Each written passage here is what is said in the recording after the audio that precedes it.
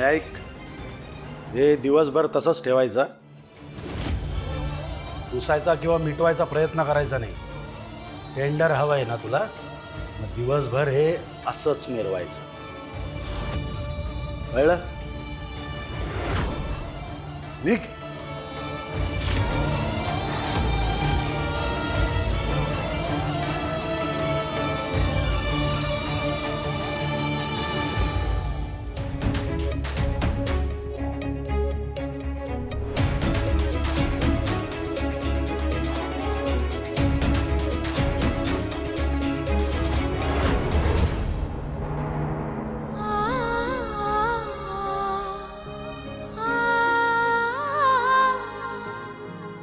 कुठे गेले असतील हे?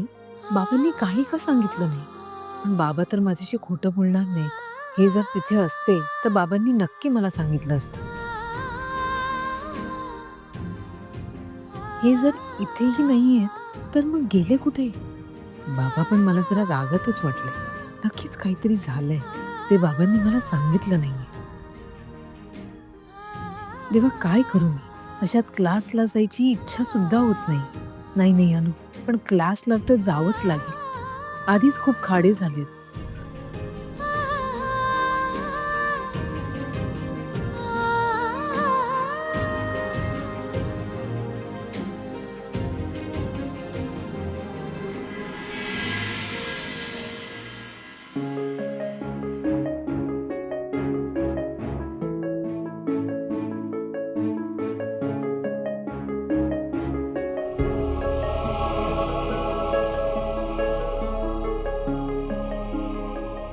हाय.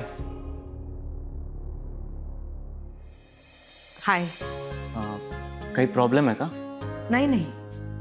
नाही म्हणजे डिस्टर्ब वाटतेस म्हणून विचारलं.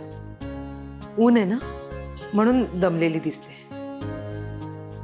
बाकी ठीक आहे. ऊन तर आहेच. पाणी पी, बरं वाटेल. हां.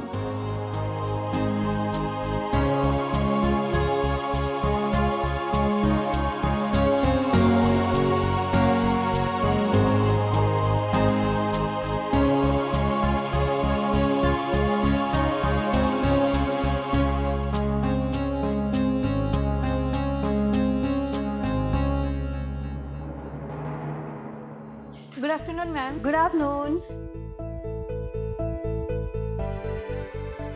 Good afternoon, all.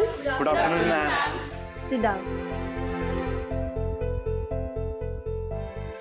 आज आपल्याकडे एका प्रख्यात ऍड एजन्सीचे डायरेक्टर आले आहेत, मिस्टर गौतम प्रधान.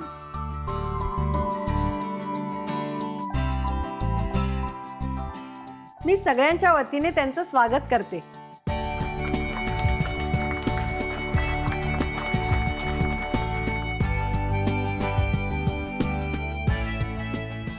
हॅलो. तर मिस्टर गौतम प्रधान आज आपल्याला जाहिरातीत आवाज देताना आवाजाचा उपयोग कसा करायचा याविषयी मार्गदर्शन करणार आहेत. सर. हॅलो. प्रत्येक माध्यमांमध्ये वेगवेगळ्या पद्धतीने आवाज हा लावला जातो. अलीकडे इमोशनल जाहिराती जास्त ॲप्रिशिएट केल्या जातात.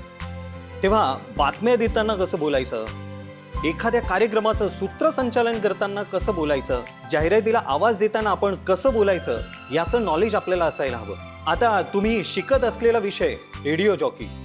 तुम्हाला रेडिओ जॉकी म्हणून काम करायचं असेल तर तुम्हाला उत्साहाने, एनर्जीने आणि कॉन्फिडंटली बोलणे मस्ट आहे.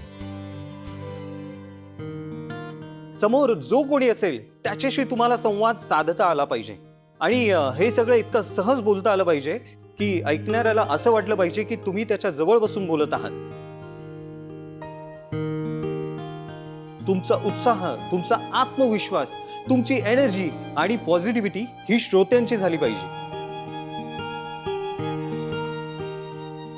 आणि हे तेव्हाच शक्य होतं जेव्हा तुम्ही तुमचं पर्सनल लाईफ जे आहे ते बाजूला ठेवा. म्हणजे तुमच्या पर्सनल आयुष्यात जे काही चालू असेल, फॉर एक्झाम्पल काही प्रॉब्लेम्स असतील, बॅड पॅच असेल, तर त्याला तुम्ही बाजूला ठेवा. तुम्ही फक्त आणि फक्त तुमच्या बोलण्यावरती कॉन्सन्ट्रेट करा.